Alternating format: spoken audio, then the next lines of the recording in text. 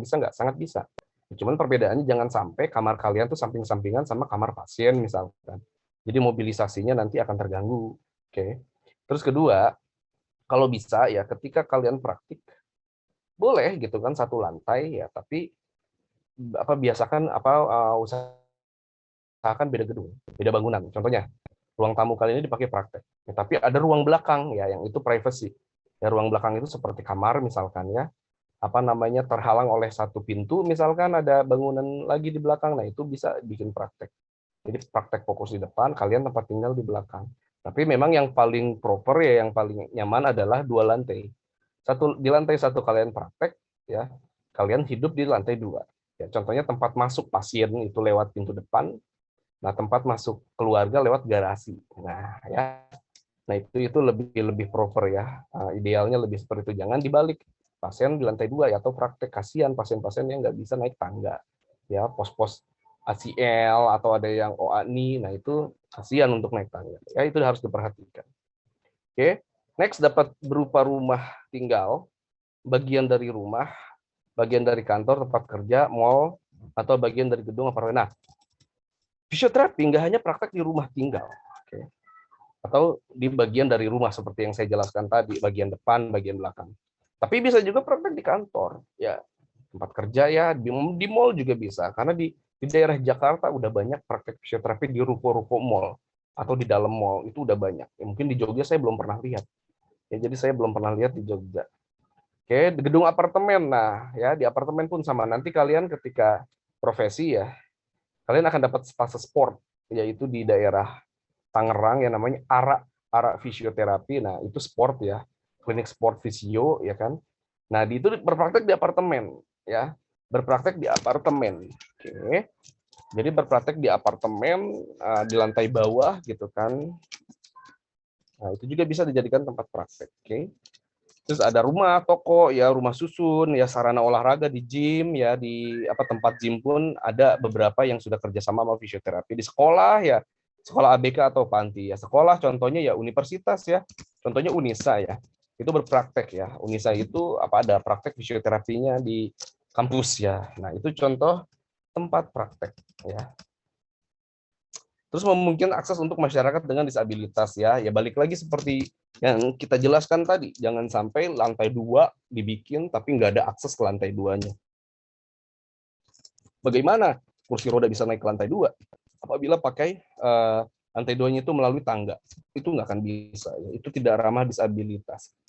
Ya, seseorang post op ACL dia nggak bisa nekuk, nggak bisa lurus karena masih sakit, masih nyeri dan ada keterbatasan gerak. Nah itu pun termasuk disabilitas flexing knee and extension knee. Ya, jadi tidak ramah. Oke. Ruangan, nah ruang intervensi minimal luas 6 meter persegi. Ya ini untuk intervensi. Ya, bukan ruang gym ya atau bukan ruang exercise, tapi ruang intervensi. Ya, terus ruang tunggu. Nah harus ada ruang tunggunya. Terus ruang penyimpanan alat dan perbekalan kesehatan. Ini biasanya kalau saya sih sarankan nggak usah pakai ruangan, oke? Tapi di peralatan atau equipment bisa dimasukkan ke dalam kabinet ya, atau ke dalam lemari-lemari. Oke? Kamar mandi ada WC, jelas ini harus ada. Sarana dan prasarana ya, sistem air bersih ya, kelistrikan pencahayaan yang cukup ya. Jadi nggak boleh redup, ingat ya, nggak boleh redup dan harus ada sirkulasi udara. Jadi ketika main atau ketika nge-gym ya, ketika latihan exercise itu harus ada sirkulasi udara. Oke. Terus peralatan, furniture dan perlengkapan harus dirancang dan dibangun agar aman. Ya harus safety. Ya contohnya kalian membeli bed pasien ya itu harus yang kuat. Ya nggak boleh yang saking mau prakteknya modalnya masih ini misalkan masih menyicil ya. Akhirnya beli bed dulu tapi ya harganya yang di bawah rata-rata ya dan kualitasnya di bawah rata-rata juga itu bahaya ketika ditidurin ada suara krak krak krak krak ya ngerinya patah ya walaupun even nggak patah gitu kan tapi ngeri juga ada suara krak krak ya dan memenuhi kebutuhan berbagai pengguna ya.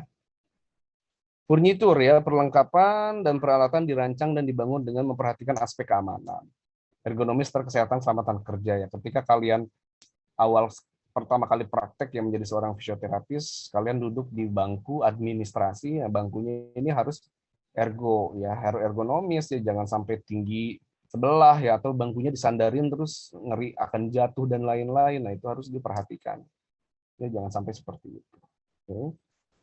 Terus memiliki papan nama dengan ukuran minimal. Nah, jadi ketika kalian lulus nanti, ya minimal tuh kasih papan nama ya di depan rumah kalian, oke?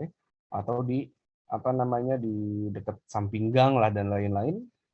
Ya, nah itu ada ukurannya ya, minimal 40 kali 60. Ya. Nanti biasanya ada nama kalian, terus gelarnya apa gitu kan, terus di bawah ada keterangan profesi dan nomor SIP biasanya. Nomor SIP, nomor STR sekian, bla bla bla bla, terus ada alamat. Ya, agar mudah mencari ya si pasien itu. Terus peralatan administrasi ya, peralatan pemeriksaan dan peralatan intervensi ya. Administrasi ya seperti laptop ya harus disiapkan, oke?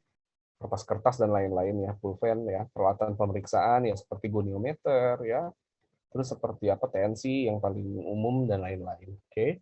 Terus peralatan intervensi jelas harus ada TENS, US ya. Minimal gini, ketika kalian praktek nanti, minimal ada US, IR, dan TENS. Ya, kalaupun nggak beli US, adanya TENS dan IR, oke, itu nggak masalah. Ya, kalian itu dulu aja disiapkan. Atau ternyata punyanya IR dulu nih, bisa saja gitu. Cuman better ya usahakan ada TENS dulu atau US. Oke. Pelayanan usaha kesehatan ya yang terkait gerak dan fungsi. Oke, nah ya ini adalah apa namanya basic sekali ya, basic science ya atau basic standar yang kita layani ya atau yang standar yang kita lakukan pada pasien. Oke, ya terus kasih tahu ya teman-teman lain baru masuk setengah. Ini juga saya lakukan.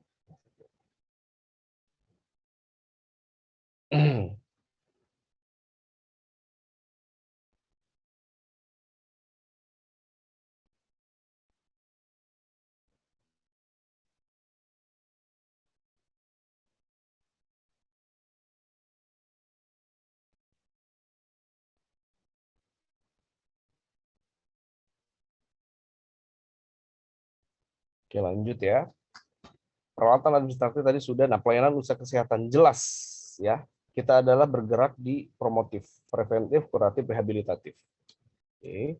Dalam menjalankan praktik fisioterapi memiliki kewenangan untuk melakukan pelayanan fisioterapi ya. Ini harus dilakukan ya. Ingat, pasien datang kalian tahu ya waktu kalian udah dapat rujukan misalkan dari dokter ya, sprain ankle, oke, atau ternyata post fracture, oke, atau ICL ya. Jangan langsung dikasih alat ya, tapi harus periksa ulang. Oke. Dia mendapatkan diagnosa dari dokter. Oke, diagnosanya misalkan apa namanya ada keterbatasan gerak sekian sekian sekian derajat. Oke, terus kekuatan otot belum oke, belum. Tes ulang ketika si pasien itu datang. Oke. Pasien itu datang kalian tes ulang, kalian asesmen ulang, history taking ya dan lain-lain ya. Karena apa namanya? Kalian akan nimbul yang namanya ICF. Internal classification functional dan kalian akan dapat problem-problem atau diagnose physical therapy, fisioterapis diagnosnya itu akan keluar. Oke. Dan itu akan tahu apakah terjadi kelemahan, ya kelemahannya di number berapa, oke, MMT-nya berapa dan lain-lain. Nah, itu akan detail ya. Dan itu akan menjadi lebih apa namanya? Lebih tepat diagnosanya dan planning ya sampai evaluasi ya. Oke. Evaluasi, reevaluasi, assessment, revisi dan lain-lain ya. Contohnya gini, oke, kita punya target. Oke, kasusnya dulu ya, kalau dulu tuh punya target kasus ada ACL, diperiksa dan lain-lain, dilatih, target 3 bulan minimal sudah bisa apa loncat misalkan ya, atau belum jogging ya, tapi udah mulai bisa loncat, tapi belum maksimal, belum one leg, ya, belum one leg jump ya, masih double squat jump gitu kan. Nah, pas dicek ternyata masih nyeri dan lain-lain itu kita evaluasi, kita bisa evaluasi atau revisi. Revisi apa? Revisi exercise, tapi balik lagi. Exercise direvisi itu karena apa ya? Apakah apa namanya terjadi malalignment? Jadi ketika dilatih alignmentnya masih jelek sehingga otot targetnya nggak dapet. Ya. Fokus kita mau quadricep hamstring ya, tapi otot lain juga berkontraksi misalkan pada glute dan lain-lain. Nah, itu harus diperhatikan ya agar tidak terjadi malalignment. Konsultasi dan edukasi ya, konsultasi dan edukasi ya jelas banget ya. Apa namanya konsultasi ini penting ya, pasien berkonsultasi dengan fisioterapis atau fisioterapis berkonsultasi dengan beberapa dokter spesialis yang memang sudah menjadi partner nanti saran saya gini, contohnya kalian ada yang praktek di daerah Bima, ya, atau ada yang praktek di daerah Riau. Oke, nah di Riau ini kalian jalin relasi, ya, jalin relasi. Makanya saya bilang kalian lulus kerja di rumah sakit itu menjalin relasi. Ya, kalian menjalin relasi, kenal dengan dokter spesialis ini, ternyata satu ini nih, satu klien misalkan dengan si dokter tersebut. Contohnya kalian kerja di rumah sakit Siloam Riau.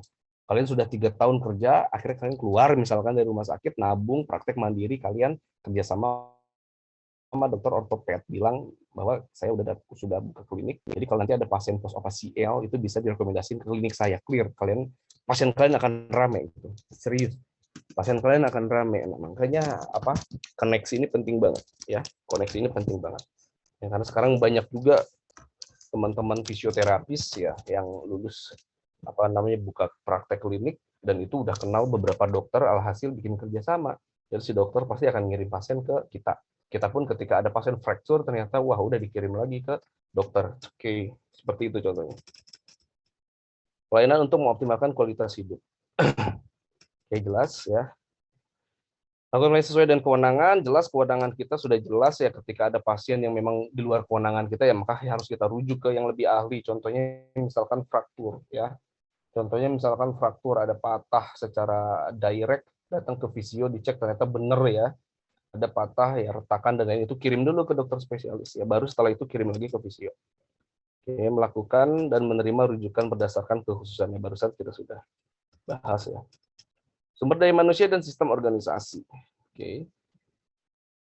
Jadi ketika ketika kalian berpraktek, mau di praktek pratama ya, mau di praktek praktek mandiri, ini harus ada SDM-nya dong.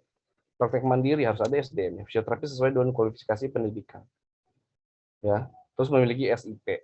Ya, bagaimana kita mau buka pelayanan apabila tidak ada SDM-nya? Ya, itu harus diperhatikan. Sistem organisasi, oke, memiliki dokumen, dokumen standar ya, profesi, SOP, kode etik dan lain-lain. Semua anggota kesehatan memiliki poin nomor 1. Perawat ada standar profesinya, ya. Apoteker pun sama, dokter umum pun sama, standar pelayanannya ada, standar ASPO-nya ada, kode etik pun semua ada. Oke. Nomor 2, mematuhi standar profesinya, sama-sama semua ada. Memiliki format laporan hasil pemeriksaan baik elektronik atau non elektronik. Nah, nanti gini, ketika kalian asesmen, kalian harus mendokumentasikan ya melalui buku catatan ya atau lembar assessment ya, itu mau dia sesuai dengan asesmen pada IV cabang ya atau internasional WCPT itu boleh. Nanti di akhir ada contoh ya, ada contoh asesmennya. Ya, ini harus ada ya. Mau kalian laporannya secara hard copy ya atau secara soft copy. Oke. Nomor 7, tingkat risiko usaha ya, risiko menengah. Jelas ya. Ya. Nah, kalian ini usaha. Kalian ketika memutuskan untuk praktek mandiri, maka kalian terjun di dunia bisnis ya, di dunia usaha. Oke, maka harus ada risiko yang ditanggung. Contohnya awal-awal buka ternyata kalian belum punya pengalaman ya, terus kedua kalian koneksinya belum melebar ya, maka dari itu ya di bulan-bulan awal bahkan di 1 tahun awal pun pasien belum terlalu banyak misalkan, karena kalian masih merintis ya, masih menjalin koneksi. Oke, nggak apa-apa, kalian belum pengalaman kerja di rumah sakit tapi langsung praktek klinik, oke, nggak apa-apa. Nah, kalian jalin komunikasi dengan Pemda ya, pemerintah daerah, bahwa di sini ada praktek fisioterapi ya, itu entah kalian seminar ya nggak, entah kalian melakukan screening pemeriksaan ke puskesmas dan lain-lain ya, entah apapun itu harus diperhatikan. Oke. Nah, sistem manajemen usaha dan komunikasi. Manajemen usaha meliputi tata kelola yang mencakup penetapan proses dan penetapan urutan, interaksi setiap proses pada pelayanan ya, pengadilan dokumen, pengendalian dokumen dan catatan pelayanan, pasokan eksternal, contoh pembelian alat, bahan, obat dan lain-lain, jasa tarif, fisioterapis ya, identifikasi pengendalian dan ketidaksesuaian, koreksi, tindak korektif dan lain-lain, monitoring. Oke, evaluasi dan tindak lanjut efektif. Jadi gini, ketika kalian memiliki klinik mandiri, pure kalian yang memegang ya, tanpa ada kerjasama dengan pihak lain, maka kalian harus mengatur itu sedemikian detail ya, sesuai kemampuan manajemen perseorangan. Nah, Itu untuk klinik mandiri ya. Kalian yang mengurusi administrasi ya, kalian yang mengurusi pendokumentasian dan lain-lain ya, sampai evaluasi. Tapi ketika kalian bekerja di Pratama ya atau praktek mandiri, sama saja kalian bawa diri kalian, SIP, STR semua harus disiapkan. Bedanya adalah nanti akan ada negosiasi ketika kalian ingin berpraktek di klinik Pratama. Contohnya gini, ya kalian menyediakan alat, oke. Contohnya kalian menyediakan alat, praktek Pratama ini hanya menyediakan tempat, oke. Alat dari kalian semua, manajemen dari kalian pun, it's okay ya. Entah per bulannya, entah apa pembayarannya mau per bulan ya dari pihak manajemen atau mau per minggu. Nah itu nanti dikomunikasikan, oke. Atau kalian nggak mau ribet, jadi kalian hanya membawa diri gitu kan, surat izin dan lain-lain, oke. Dan klinik Pratama ini apakah bisa menyediakan alat semuanya dan tempat, ya terserah. Kalau itu berarti manajemen yang mengatur adalah manajemen internal atau central manajemen dari klinik Pratama tersebut ya. Nah, jadi ada perbedaan ya. Tapi balik lagi itu ada negosiasi. Ya itu adalah negosiasi, itu adalah komunikasi. Jadi harus dikomunikasikan ya. Ya, harus dikomunikasikan. Kecuali kalian udah punya modal, kalian cuma mau tempat aja, nah itu bisa juga. Jadi di klinik Pratama ya, tapi bukan di praktek mandiri. Nah, itu sesuai dengan deal to deal-nya ya.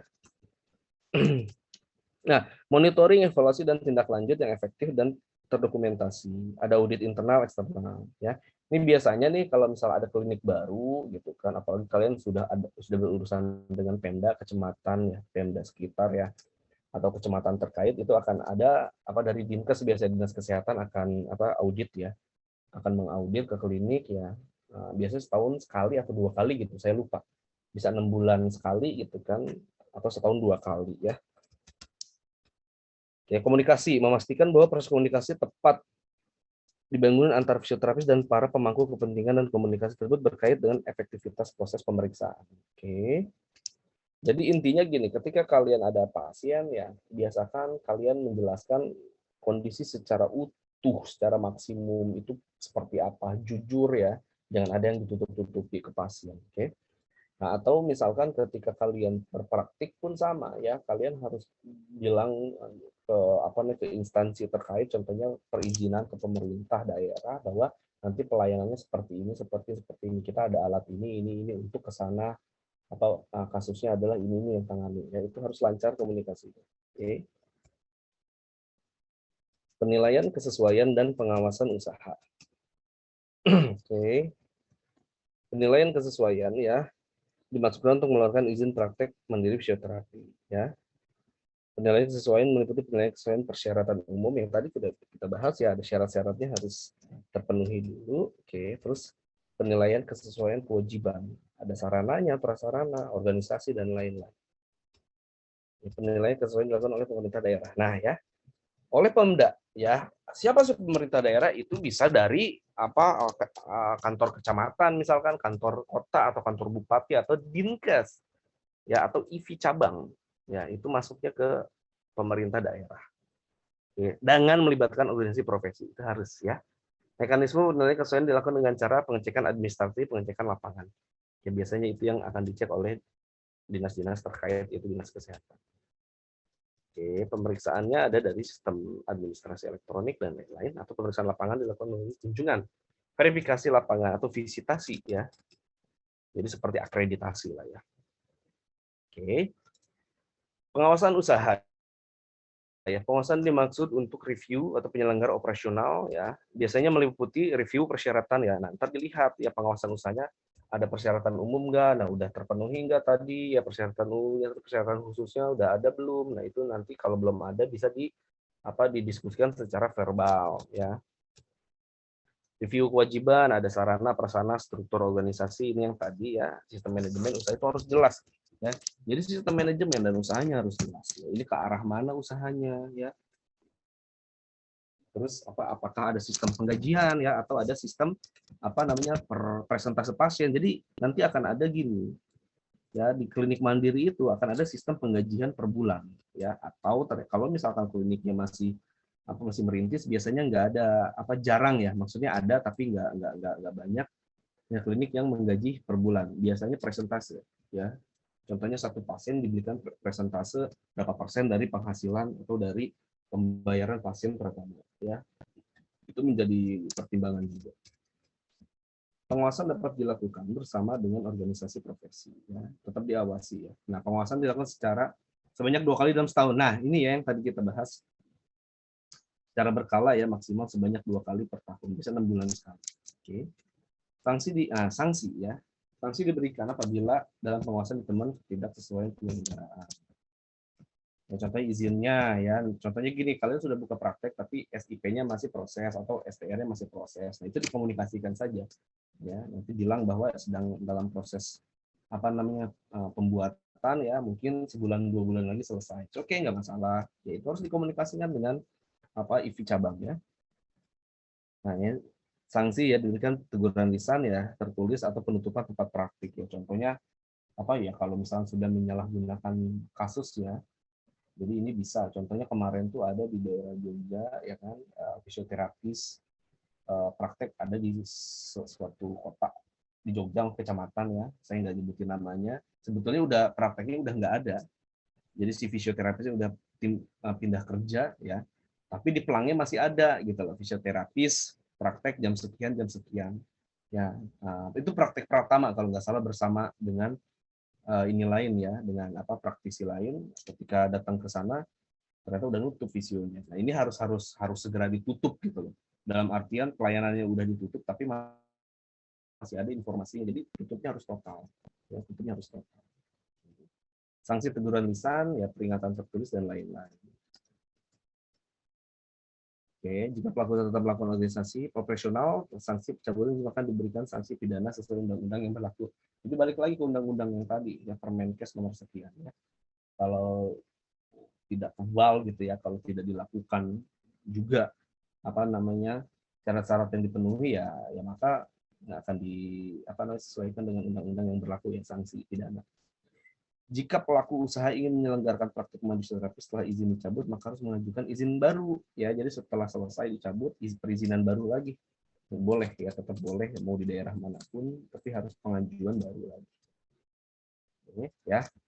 Nah, jadi itu adalah hal-hal yang harus diperhatikan ketika kalian ingin membuka praktek mandiri ya maupun pratama. Nah, ini checklist.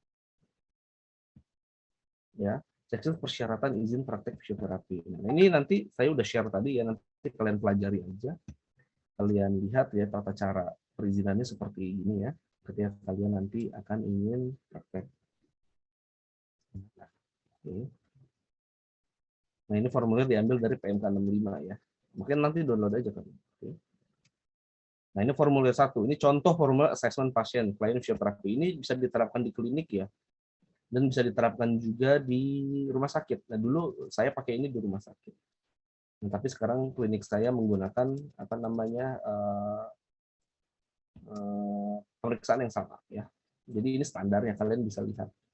Dan kalian boleh melakukan atau mengambil beberapa contoh di bawah. Nah, ya. ACE framework dan lain-lain. Evaluasi dan lain-lain. Jadi nanti bisa di-download. Nah, ini ada formulir lainnya. Contoh formulir 2-nya. Nah, ini surat rujukan. Rujukan masuk pelayanan fisioterapi. Ini rumah sakit atau puskesmas menggunakan ini. Nah, contoh formulir rujukan keluar pelayanan fisioterapi. Tadi masuknya keluar. Ini bisa kita kirim ya. Ini kirim ke ke rumah sakit ya. Ini nanti kalian pegang ya. Kalau misalkan ada pasien fraktur contohnya ya kalian bisa rekomendasikan ini. Ya, oke, contoh formulir catatan klinis resume. Ini resume juga sama seperti yang kemarin. Ini ada formulir 6 ya, contoh formulir intervensi dan monitoring fisioterapi. Saya sih menggunakan yang pertama. Ya, saya menggunakan pertama. Ya, si ininya formulirnya. Nah, ini form consent. Oke. Ya, ini biasanya rumah sakit menggunakan inform consent ya dengan secara dokumentasi, pendokumentasian secara langsung. Ya, apakah di klinik bisa? Bisa. Ya, sangat bisa juga. Ya, lebih baiknya semua ya. Ini ada nomor rekam medik ya, ini biasanya rumah sakit yang menggunakan. Oke.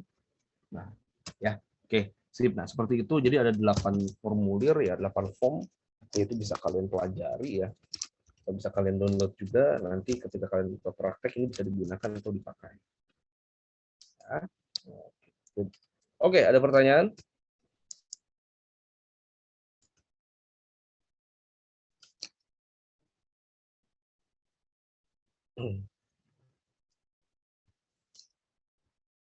Ya, jadi apa namanya?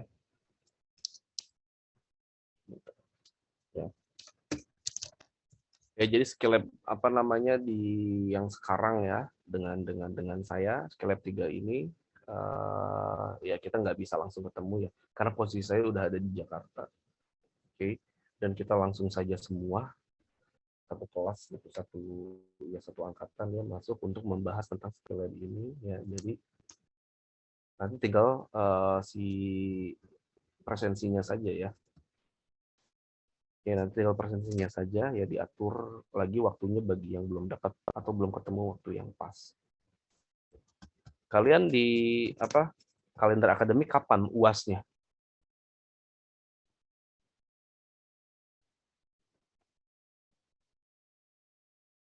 Cek, kalian kapan UASnya nanti?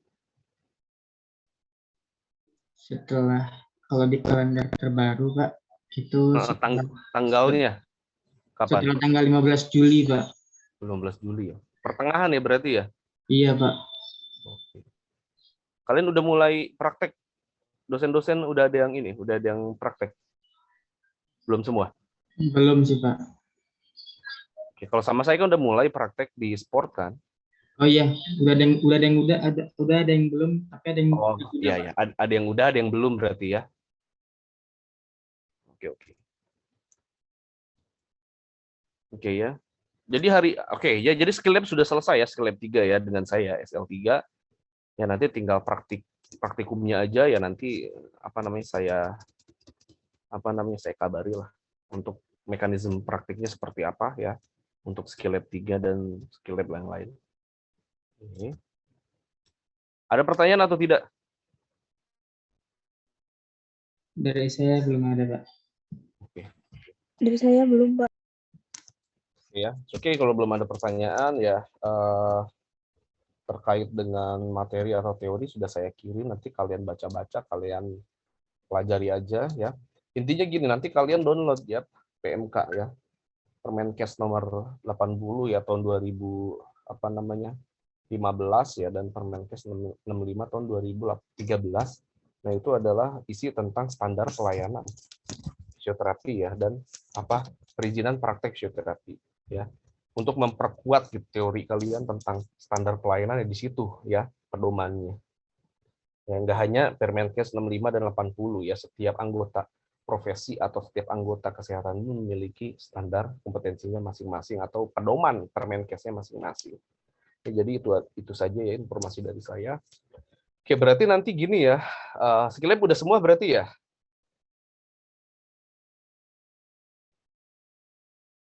Ya, sudah semua kan berarti skill lab-nya? Berarti nanti tinggal teori ya, masih ada yang belum untuk teori standar pelayanan ya? Oke, berarti begini, kalau tidak memungkinkan siang ya, berarti kemungkinan jam malam lagi ya teorinya ya. Jam-jam segini, oke? Nanti obrolkan saja, diskusikan dengan teman-teman maunya hari apa, ya nanti coba dicocokkan dengan jadwal saya. Ya mungkin kalau nggak jam 7, jam 8 malam, oke ya. Yang penting teorinya selesai. Oke.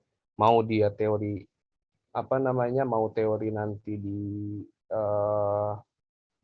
sport ya atau teori di standar pelayanan ya. Yang pasti bisanya malam, kita sudah malam. Oke. Oke, kalau nggak ada pertanyaan ya, saya kira cukup pertemuan kita malam ini. Terima kasih atas waktunya ya. Ditunggu kabar untuk teorinya. Oke. Saya pamit. Yuk, assalamualaikum warahmatullahi wabarakatuh. Yuk, terima kasih semuanya. Ya, saya pamit ya.